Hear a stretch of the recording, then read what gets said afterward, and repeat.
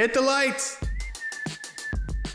You've discovered the Halfwatt Podcast. We want to educate and entertain by tapping into the most trusted source of new technology, the ones installing and innovating it. You, the tradespeople that build from the ground up. Join us as we talk with industry leaders, veteran contractors, and even some young blood. Welcome aboard. Welcome aboard. So today I'm going to lecture a little bit on something I think is critical and something that I want you to be aware of, and you especially if you're in any business where you're installing systems and they're cutting edge and they begin to become not cutting edge 10, 15, 20, or 30 years down the road. So let's just take, for example, fire alarm systems, and because that's my chosen field. If you install fire alarm systems today in 2023, and you think by 2033 or 2053, those systems are still going to be in place, you're probably right. Some of those systems will still be in place. Will they be good? Will they do what you want them to do? Will they fit into the rest of technology at that time? No, not at all. So when in a big network system, and I happen to operate one and maintain it, if all the components are upgraded on a regular basis, all the nodes, all that good stuff, then when you bring some new technology online, you can reasonably be assured that it's going to work and be backwards compatible. If it's not maintained or thought up correctly, and you put it all together and you add something new to it, and it's not backwards compatible, now you got a problem. And of course, in fire, that's a life safety issue. So there's something called integration, and there are people who are integrators. And it falls on the shoulders of both the person or the group or the company who owns the equipment to know, hey, I need to upgrade this stuff. But the servicing company also needs to know about this equipment and what state it's in. And so you kind of have at least a two, if not a three-way relationship.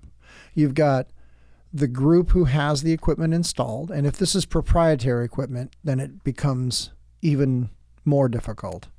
But you've got the group who has it, that's the end user, and then a salesperson who is going to continue to make sure that equipment goes in on a regular basis and that it's the newest and latest and greatest. And then oftentimes there's an engineering group who also handles that. And the players in the engineering group and the sales group and the people who own the equipment, they may not play together well. And if they don't play together well, then you can have a pretty serious issue. And I'm living through one of these issues right now.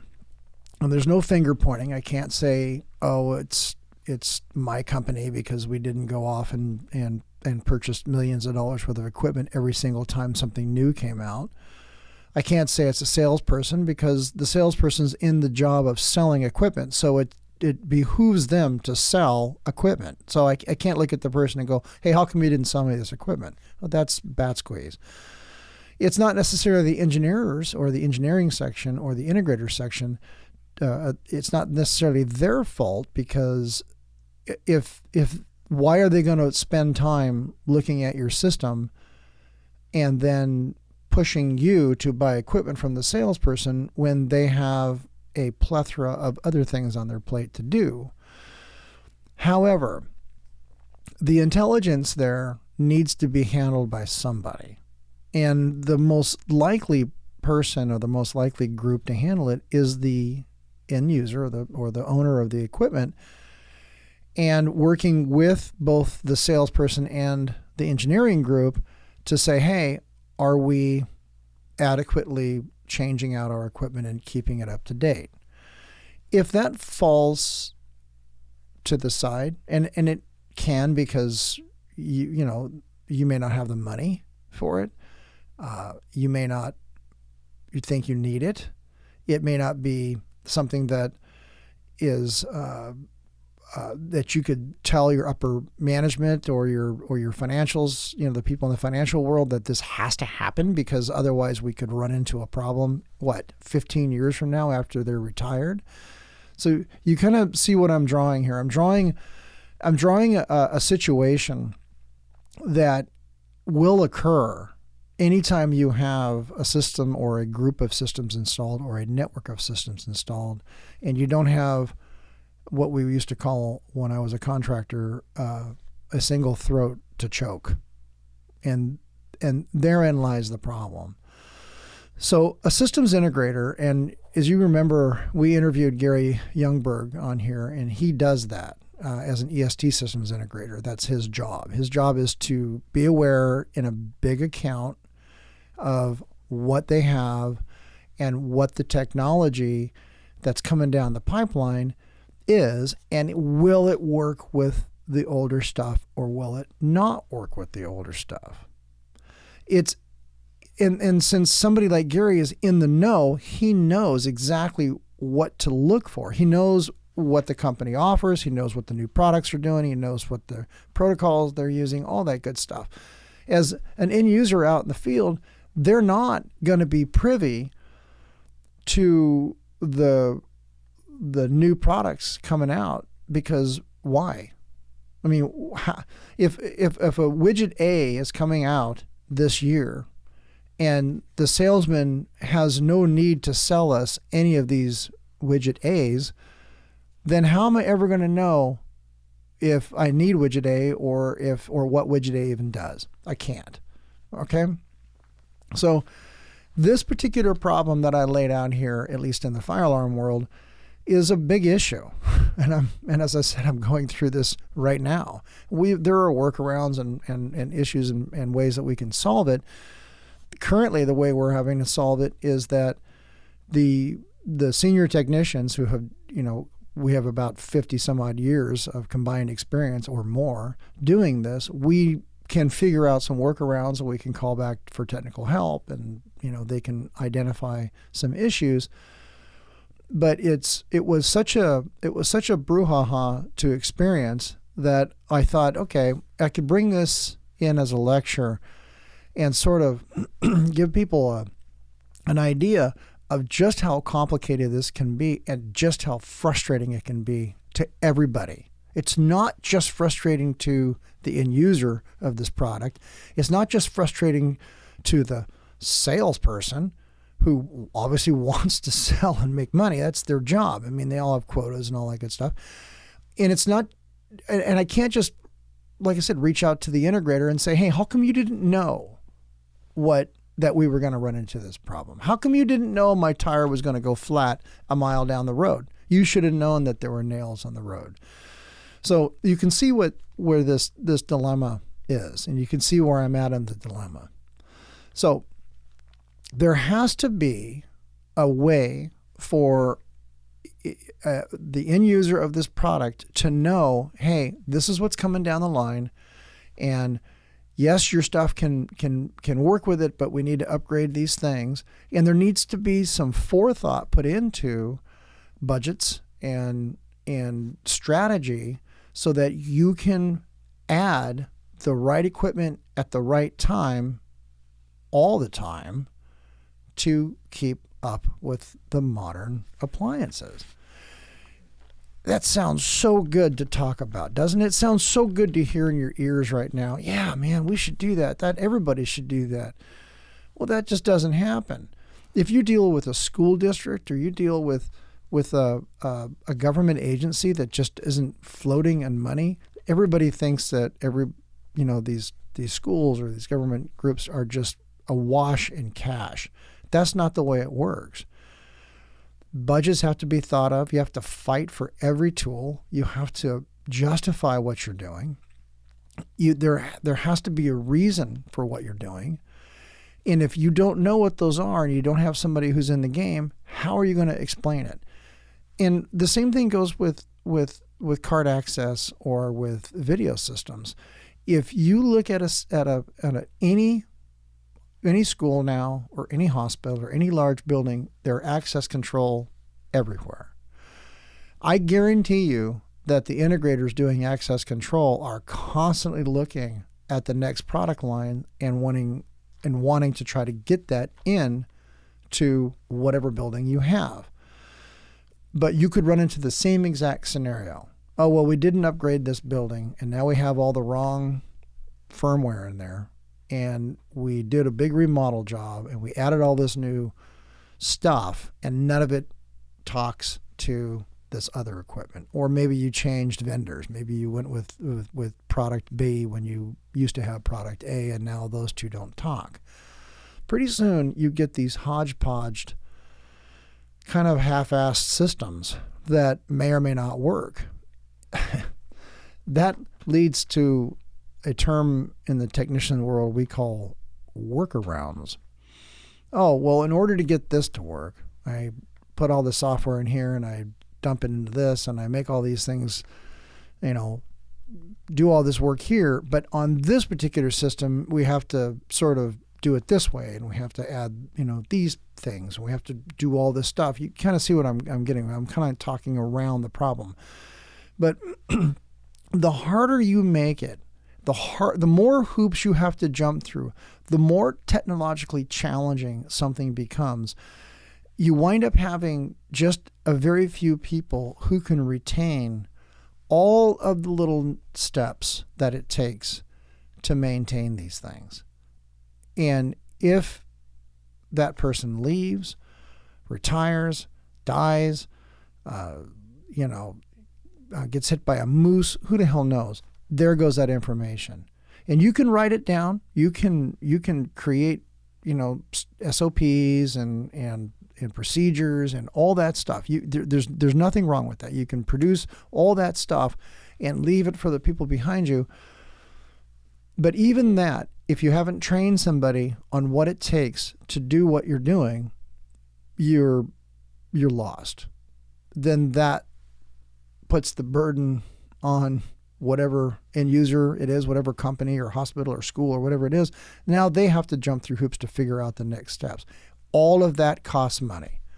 All of it costs money.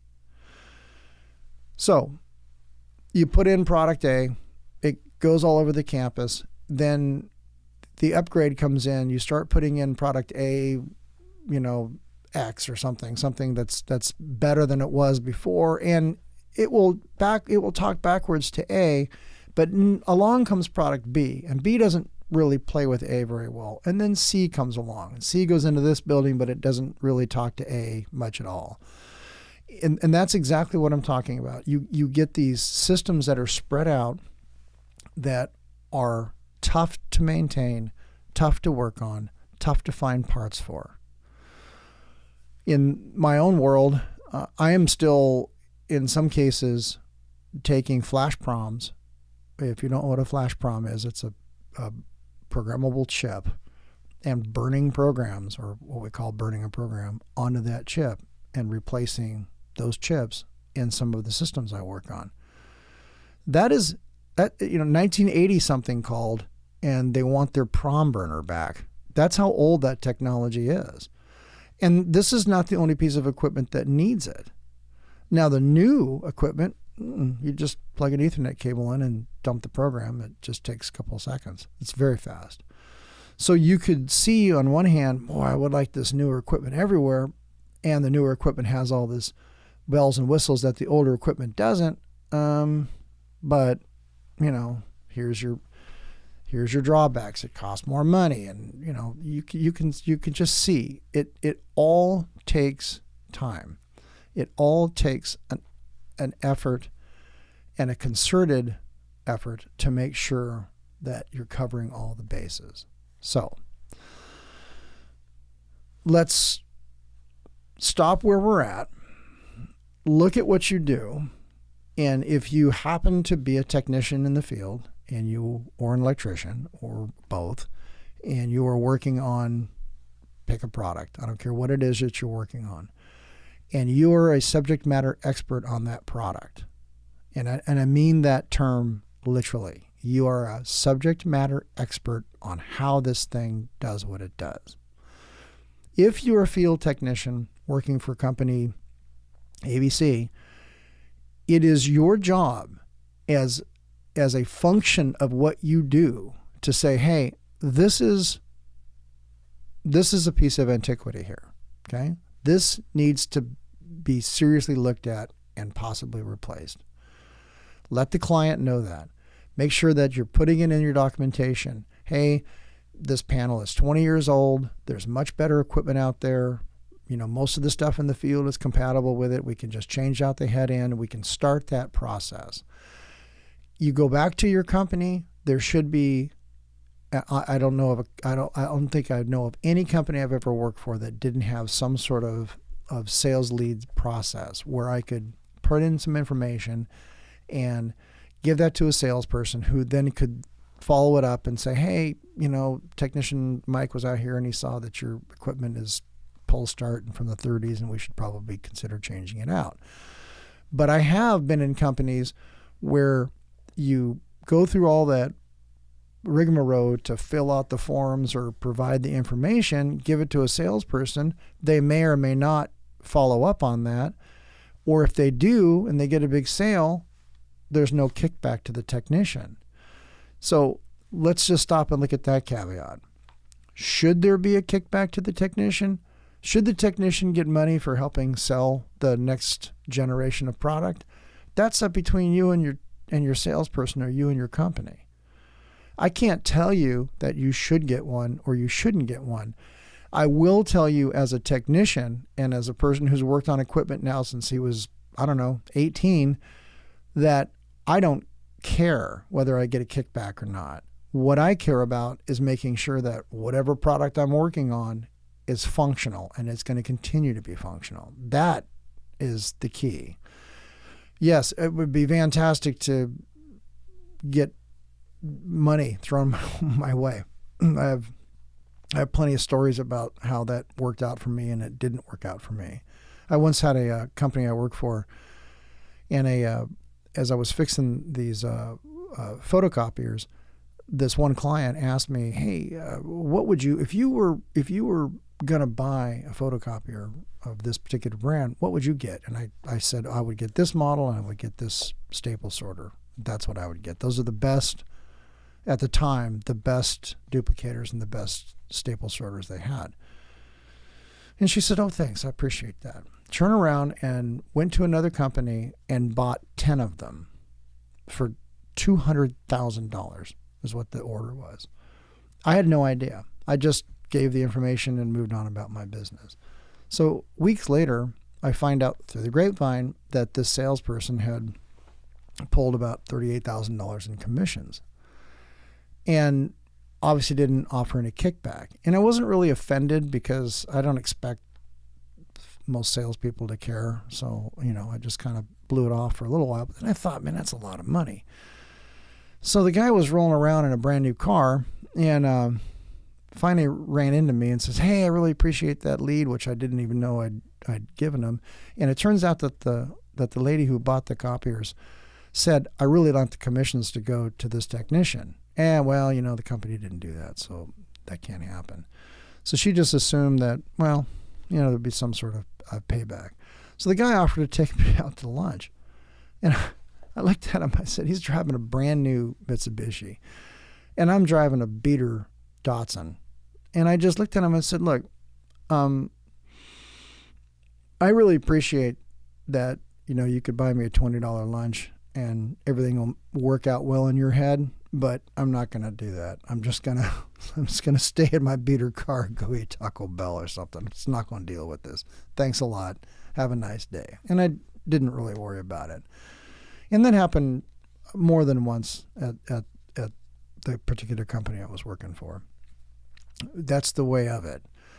But in all honesty, the information I'd given the lady was good information. It was exactly the right tool for the right job. And essentially, that's what she needed. And so boy, would it have been nice to have money? Sure, it's always nice to have money. But the end result is that she had something that she needed. I gave her the information that she needed. It came to me for free. I mean, I earned it and I figured it out, gave it to her for free. That's it, right?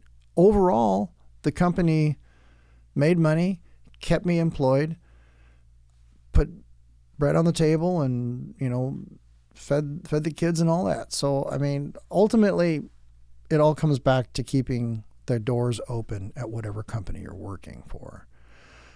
And it truly is probably the most important aspect of it. I'd love to say, gosh, all that money would have been good and I could have, painted my house. Who the hell knows what I could have done with some of that. But it kept the company moving. The company's still in business. It's huge. So it was just one stepping stone to get it to where it's at, which is this big behemoth. And that's what that was all about. So I'm not saying that every time you give your 2 cents worth to a client, you're going to get a check for that. But I am saying every time you give your 2 cents worth to a client and you're a technician, that information is golden. That information is golden. People who trust you and trust your judgment and ask you, hey, what kind of access control system would you put in? What kind of door locks would you put in? What kind of cameras would you put in? You tell them because of your experiences. That is platinum. Now, a good salesperson will pick up on that and use it to their advantage and use it to your advantage and use it to your company's advantage and not cheat anybody. But you could say, yeah, man, this guy was right. Those are the best cameras or whatever. Either way, it keeps the doors open and it keeps you gainfully employed. And it helps the client out. Developing relationships with the client on every level. If you're the technician, if you're the salesperson, if you're an integrator, knowing and keeping that information hot, active, and accurate is the name of the game. It's the name of the game. As these systems get more and more advanced, and they're it's more of a computer game now than it was before. A lot of the stuff that I'd worked on when I first got in the industry was wires terminated here that carried data, and there was a little bit of computer work, but honestly the programs were pretty simple and you could figure them out. Now I open up some of these programs and they are incredibly complex. And so half of what I do in any given day is computer based, which means I need to know Windows, I need to know the computers, I need to know the programmer, I need to know the capabilities of this equipment, I need to know exactly all the ins and outs. So information is paramount. Making sure that I have that data, that I have that information, that I have somebody I can talk to, that I have resources that can help me unpack this, and knowing from my perspective, the technician that I'm dealing with as a contractor, and knowing their skills and capabilities and them helping me move to the next level, it's double platinum, if you can imagine that. Same things with you. If you're a technician, make sure that your client knows that you're willing to go above and beyond to help them. If it ever comes to the point where, hey, we're going to add 4 more buildings, how should we do this? Oh, well, man, you know, this equipment here is ancient. You really need to upgrade it and not do the patch fix or the half upgrade. You really should change this out to the new equipment so that it's all talking the same language or the same speed or what have you. That information that a technician gives to a client like that is golden. Conversely, if you're a client listening, what the technician is telling you, if they're worth their weight in anything other than, food stamps, is absolutely paramount.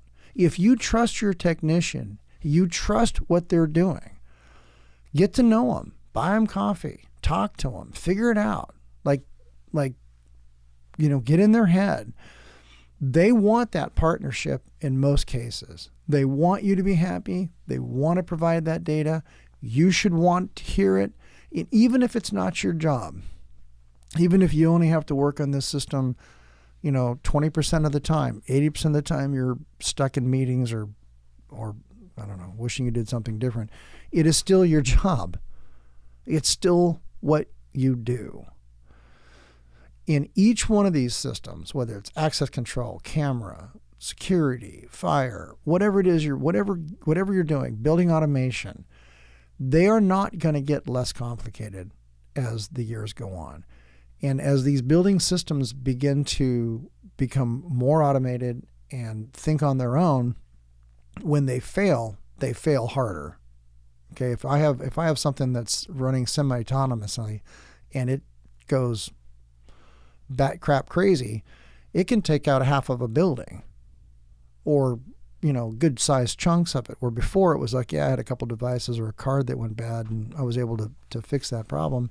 If you have the wrong software loaded or the wrong firmware revision or what have you, it can really affect a whole, a big swath of whatever it is you're doing, whether it's life safety or security.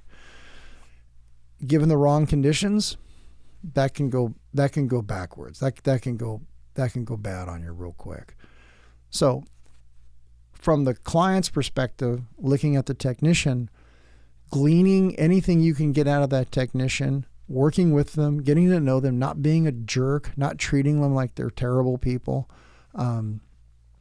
Anything you can to help them accomplish their goals, access keys, badging, parking spots, stuff like that. Anything that you can help move the agenda forward for the technician is going to pay off. It's just going to pay off. So I've been teaching my apprentices, my students, almost everybody I talk to, that customer service is the biggest piece of being a technician.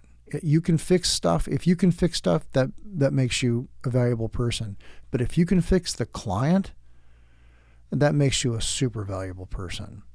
So having personal people skills, and knowing exactly what this technician needs when he walks to the door, or what the client needs when you show up as a technician, knowing those things and being on the same page will help both sides of this fence.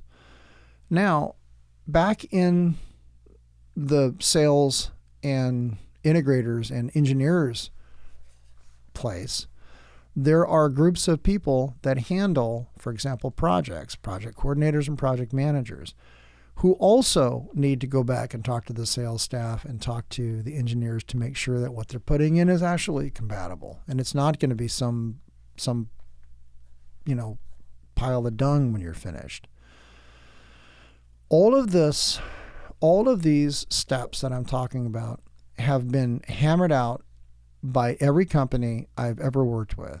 And each one has its own procedure. And boy, I'd like to tell you that it's, you can go to JCI and it'll be this way, and then you can go to Western States and it'll be that way, and then you could go to Convergent and it'll be that way, and you could go down the street to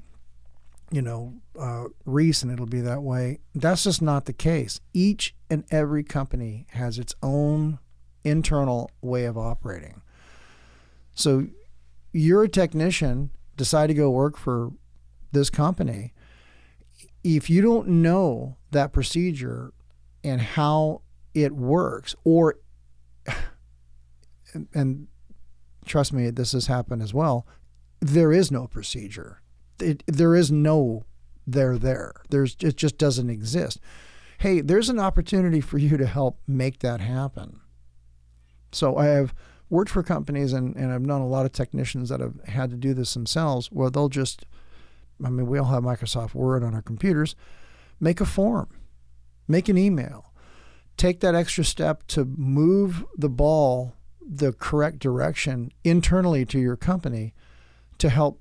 Hey, I was out here, I saw this, I wrote all this stuff up, and I'm sending it your direction. Hopefully it'll make some sense to you. If not, give me a call.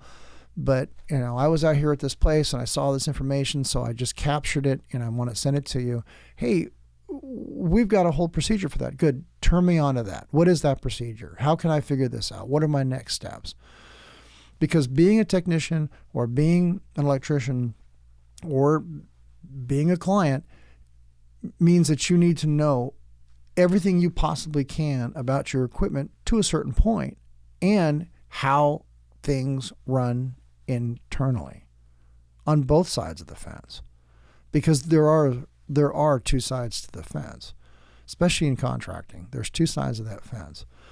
So you show up at a company and you don't know those procedures or they don't exist, then either make them happen. Like you can do that. You don't have to wait for you don't have to wait for your manager to come up with a freaking form. You can do it. This could be you. And I'm not saying to do it just so that you can pat yourself on the back or all the other technicians can, throw confetti at you when you walk through the damn door. I'm saying do it because it's practically the right thing to do. Right? If you're an integrator, if you're an engineer, if you're a salesperson, it is imperative that what's going on with the technicians and what's going on with the project managers and coordinators be communicated, and that the divisions or the divides, I should say, or the barriers that often come up, because it's easy to look at sales and go, well, they're just a bunch of greedy bastards. They don't care. They don't really care about what's going on. No, that's not the truth at all. These people are eating based upon how well they do their work. If they've been selling for years and years and years, they must know something.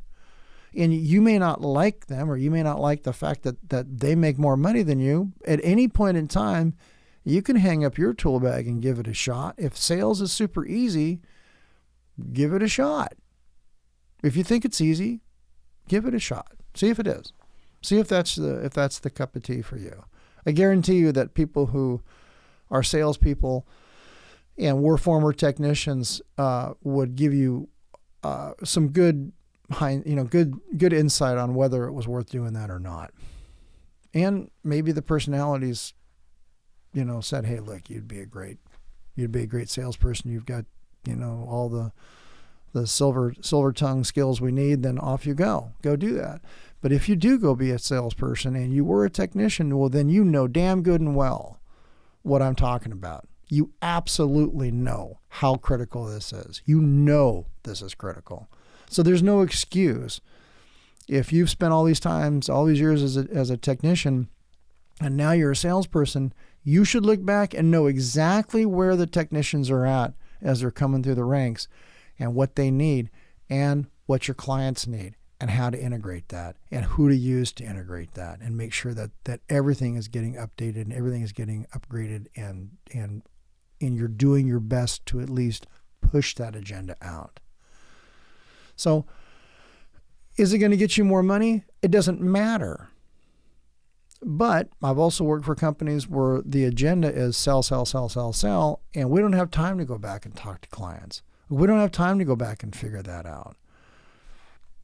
I've worked for them. I've been in companies where the goal of servicing the client was put on a back burner over the goal of making sure that you had X amount of contracts coming through the door, or what have you. I don't agree with that philosophy. I never have. I didn't agree with a lot of philosophies in a lot of companies I worked with, and told them so, which is why I don't work there anymore. But it doesn't mean that as a salesperson who's listening to this, you can't integrate some of those ideas into your head.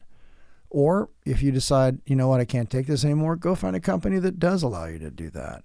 Because I personally know salespeople, really good salespeople, who have done very well in this industry, and they still service their clients. That's the most critical thing to them. It's the most critical thing to them. Even though they've got directions not to, they still do. And I can think of 6 right now off the top of my head that do exactly that. So the other thing is the integrators. And the integrators and the engineers are only going to be tasked with what's in front of them. I don't expect an integrator or engineer to just go to work on a Monday and go, gosh, I haven't thought about OHSU. I should probably see what it's going to take to integrate the next system there. That's not how it works for them.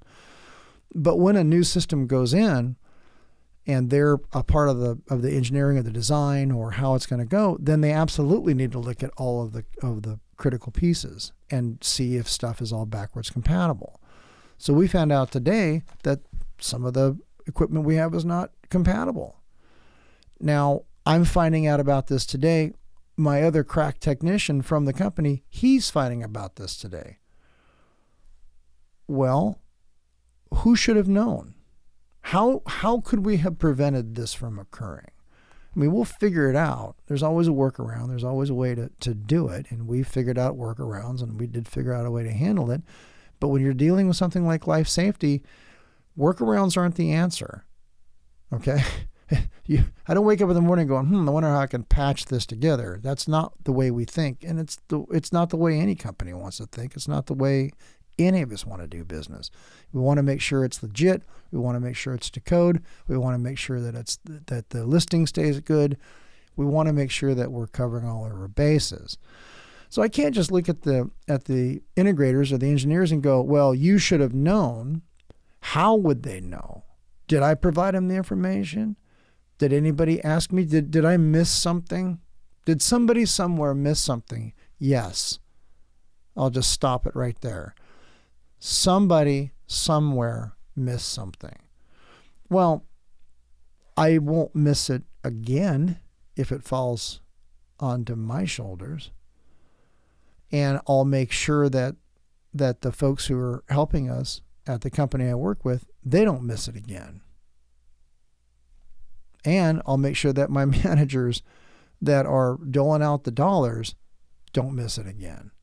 I don't expect them to know. I expect them to rely on the technicians and the engineers and the sales staff to go, man, we could be heading into a problem.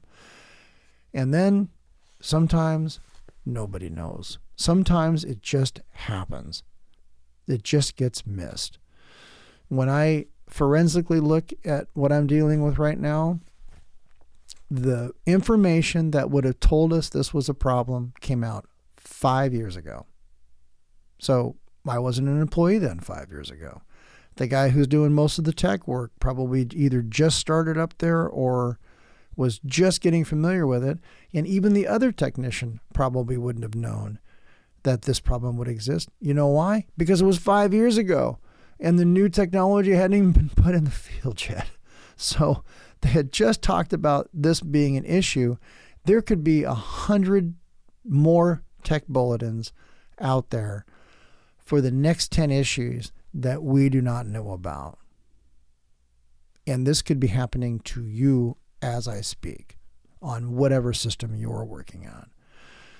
So if you are a technician on system XYZ, it behooves you to know all of the technical details that are coming down the line and to know as much about the system as you possibly can. If you don't, then at least somebody in the company will.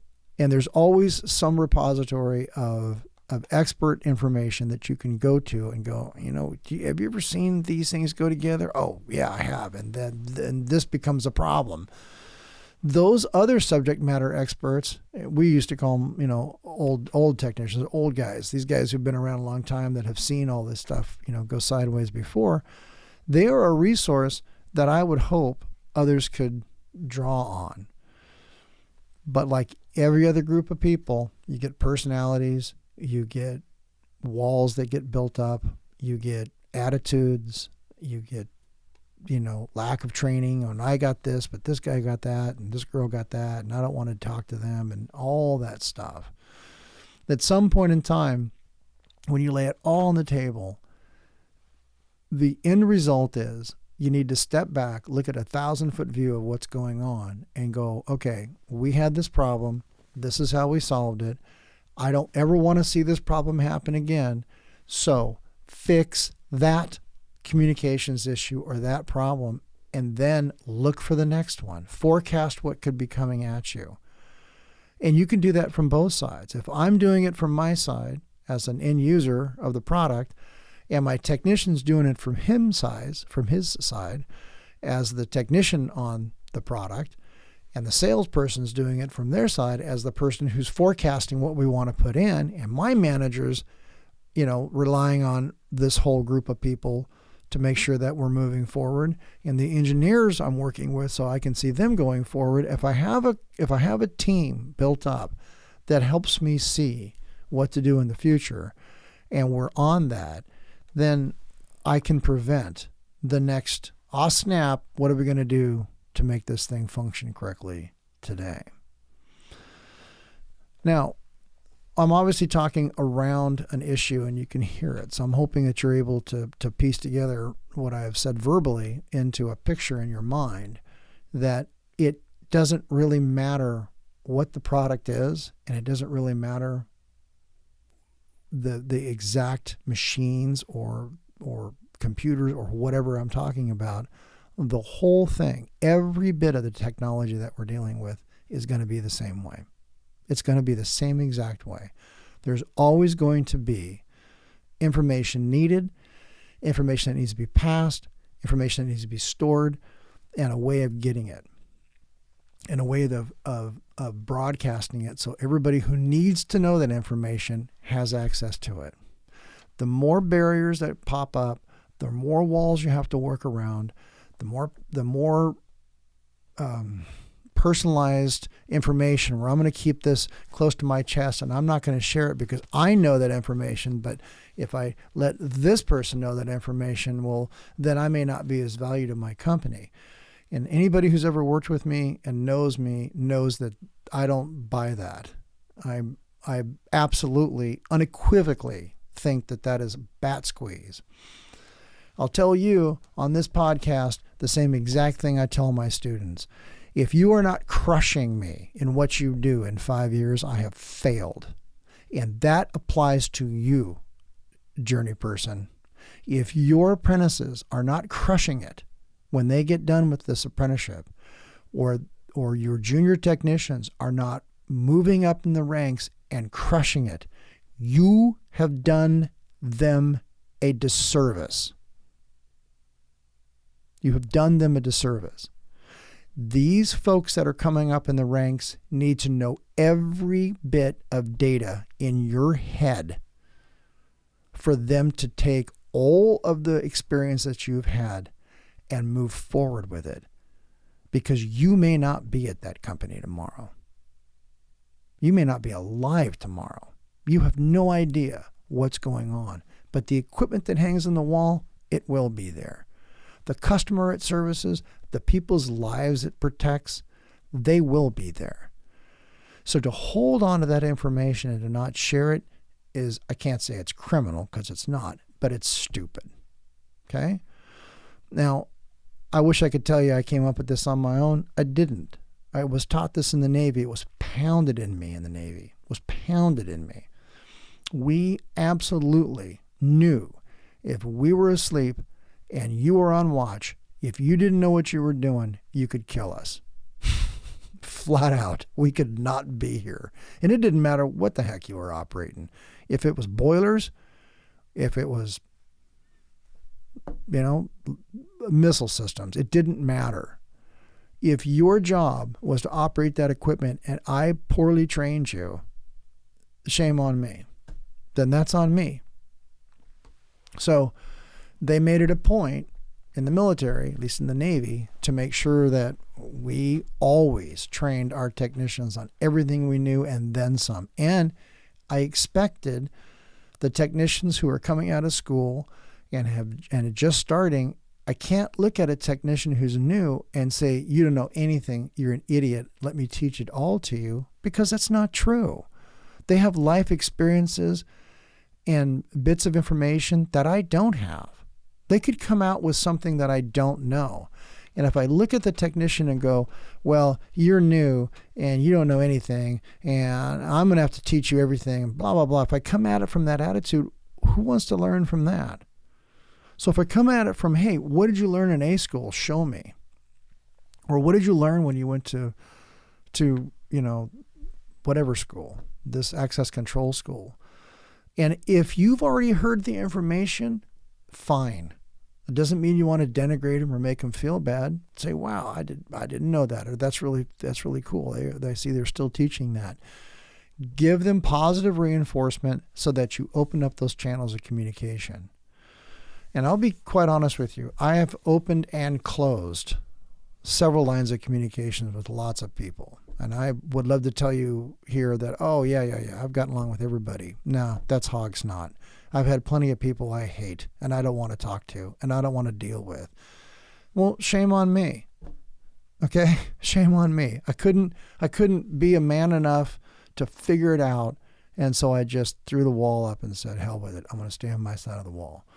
Now I can look back in my advanced years and go, you know what? I made a critical error in judgment here. There was a better way I could have handled it. So it would behoove me to tell you, especially if you're just getting in this trade or you're younger than I am, that you may not want to approach life that way. So as a guy who's just about 60, you probably, I would please ask you to take some advice from me and try not sticking your finger in the eye of everybody you don't get along with and trying to figure out another way. There's got to be a better way. And when it comes to being a technician or being an electrician or working on systems, I always try to keep an open mind, and especially now after my experiences in and out of management and in and out of several different companies and working on as many different systems as I have, I don't want to be that person anymore. I want to try to be as open and as positive in this particular arena as I can. Now, saying all that, my point with this whole podcast is we are working on super complex stuff. And gosh, I wish I could tell you it's getting simpler. It's not. Some of it, the operations of it and how it does what it does is getting simpler. For example, the fact that in any given building, the building automation systems are handling more and more stuff than I've ever seen them handle. The fact that we are now dealing with buildings and dealing with an entire block of a building and all of its pieces and components, and not just subcomponents. It's not like we're just out looking at the fire alarm system, or we're just out looking at access control, or we're just out looking at doors and stuff like that. We're kind of looking at the whole thing as a unit to see how it's going to function in an emergency. And we're looking at it all in every way you can imagine. And this has been something that I know the state of Washington pushed for and got it. And the state of Oregon is now pushing for, and they're getting it. They don't want to go, hey, yes, you have a great fire system installed and we've checked it out. They want to say, yeah, you got a great fire system installed. It does what it's supposed to do. Oh, by the way, are your doors closing? Oh, if the doors are closing, do they have the right seals on them so that we're not pushing smoke into the next smoke zone? Are the fire smoke dampers working correctly? Have they been exercised? Can you tell that the air is moving in the correct direction? Are the fire dampers working? Are the fans changing direction of how the air is supposed to go? Where's the smoke product? What's happening here? Are all your portable fire extinguishers in the right places? Are your backflow devices all being done? Everything from stem to stern on a building is now pretty much figured out, and it's looked at and I'm obviously I picked out some things there that may not be exactly life safety, but they're all out there. All these systems are being looked at as how do they integrate and work together. In each new building that I'm going into, the automation, the way these systems are functioning, the way the engineers are talking to each other now, is the HVAC system working with the fire systems, is working with this, is working with that, it's working the access control, is it opening up the doors for egress, all that good stuff. We're all starting to work together as a team. That can only be helpful. Okay? I sure wish I could see a downside to that, but I don't. When I teach about the life cycle of a building to my students, I say, if we start off with a hole in the ground and a permit that says we're going to put a building here, there's all this forethought that goes into that building. The subsystems that are going to go in there, sewer, water, gas, are the neighbors going to get upset when we build the thing? So we begin to build this building, and when the thing is built, there should be all this documentation for the building that stays with the building. It stays with the owner of the building or the whatever group is managing it. So if you build a 10-story building there should be an entire set of documents and permits and drawings and everything that talks about every component in that building. Everything. And when a building's commissioned and the commissioning process checks out, were all these contractual obligations met? Does the system do what it's supposed to do? Does it, do the toilets flush correctly? Are the walls put together correctly? Does the roof leak? All that stuff. When everything's all checked out and turned over to the building owner, here comes all this slew of documentation and permits. Now, if you come in and modify the second floor and change things around, then also the documentation piece also must be changed. Permits have to be pulled. Oh, we have one room where we used to have 7, so we had all this equipment in here. We had to take it out and modify it. If it required a permit, then that needs to be documented and put into the records. So if you go into this 10-story building 10 years down the road, it shouldn't be a mystery to any discipline that walks through the door. And I'm going to say that again. If you walk into a building, especially a high-rise, it should not be a mystery as to what's going on there. If you go to whatever system, there should be a book or drawings or permits or something to tell you how this thing operates and what it does. There's a smoke control panel. There should be some way to operate it. There should be some sort of operating manual.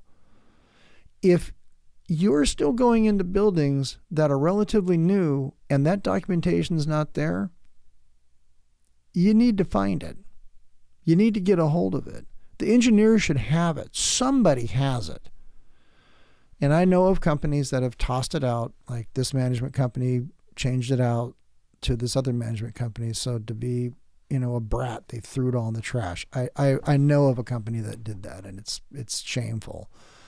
But in all reality, if everybody's playing well, from the time a building is built until we take the wrecking ball to it and smash it into bits and start again, there's an entire life cycle to this. And documentation is a part of that life cycle.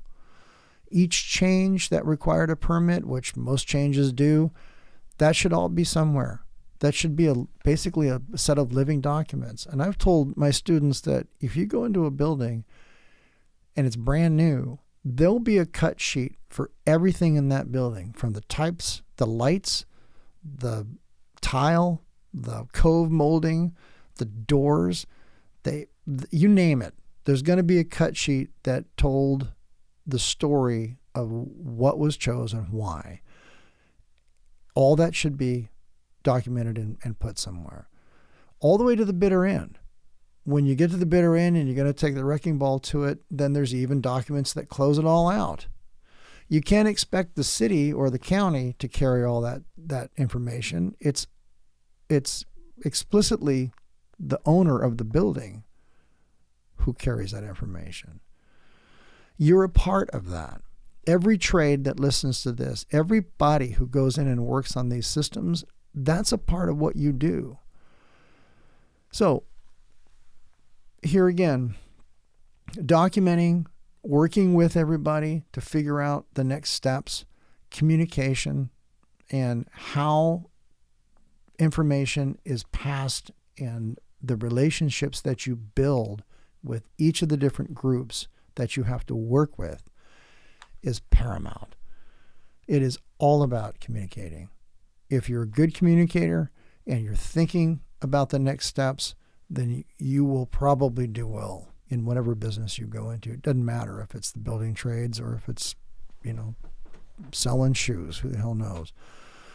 But I will tell you that in the building trades and in the fields that we're in, that this particular podcast is designed to hit, those basic things I talked about, how systems go in, who knows about them, where the technology fixes are, and interfacing with people and communicating and keeping those lines of communication open are the critical things. And I certainly wish that I had known that at 35 and not at 59. So that's what this is for, is to say, hey, technician, hey, salesperson, hey, integrator, hey, manager, hey, owner of a building. Let's all try to figure out how to do this correctly, because we've written books and books and books and books and books and books and books and books on how to do it. But I don't know that everybody's reading the same book. I don't know that everybody's on the same page. So minimally, try to get on that page. Try to figure out the next steps for yourself. Sound good? That's what I got to say today. Thanks for listening to the Half-Watt Podcast. We always want to hear from you, and we encourage you to email us at halfwattpod@gmail.com with questions or even your own stories. Funny, crazy, or praiseworthy, we want to hear it all. You can follow us on Instagram at halfwattpod to stay up to date on our feed. And be sure to subscribe wherever you listen to podcasts. And share us with a friend, the best way to help us grow. The Half-Watt Podcast is a production of Now Hear This Studios.